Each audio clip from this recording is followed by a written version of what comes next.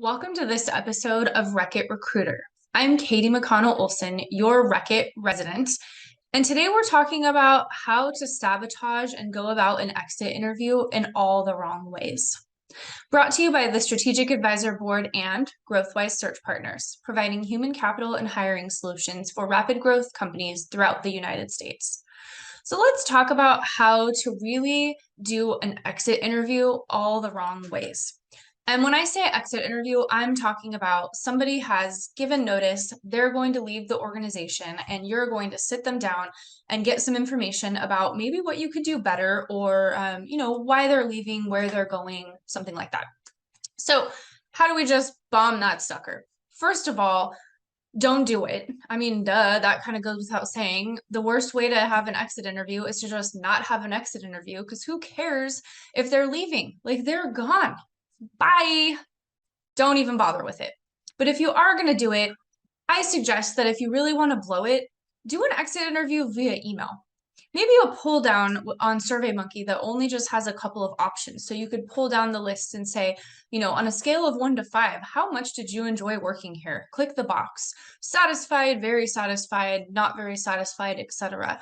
Don't leave room for comment boxes, just completely scripted pull down survey where you're going to get really sort of calculated and captured information that doesn't allow you to color outside the lines or have further exploration. So that's one great way, is just send them an email. Nothing says I really care about you and I really care that you're leaving my organization like having someone fill out a survey right before they leave rather than having a meaningful conversation with them. Second of all, do it at the office. Public space is great, especially if you have one of those open collaborative workspaces where everyone just sort of has short wall cubicles. Be sure that you're conducting that exit interview there. If you don't have that and you're going into a conference room, be sure you let everybody know, we're going into the conference room to do Chad's exit interview. Just to make sure everyone knows where you are in case someone comes looking for you, right? Because it's okay to get interrupted in the middle of it. He's leaving anyways, so who cares? You have better things to do. Along those same lines, a group exit interview, another great way to just nail it. I mean, they were hired that way in a panel interview, so let's tag in all the managers for an exit interview. They will be sure to give me really valuable feedback about every piece of, thing going on in the company and the management team if we tag in the whole management team. Let's also make sure we do the exit interview on the day they quit. We definitely don't want to wait until their last day because, we want to know right away what's going on, even though we want to keep them there for another couple of weeks before their last day. That's a surefire way to get real honesty out of folks, is to create an environment where they're really uncomfortable, which brings me to my next point is don't be neutral.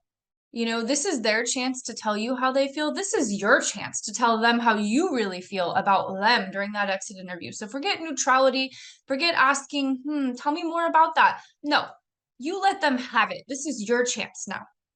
You're mad. They're leaving. All the workload is falling on you. So you make sure you make it about you and you complain a couple times about that during the exit interview process. And don't forget about retaliation, especially if they'll still be with the company for a week or two. Not only is it illegal, it's also one of the best ways to wreck things. Passive aggression is always a great way to wreck things. If I've said it once, I've said it 1,000 times, passive aggressive.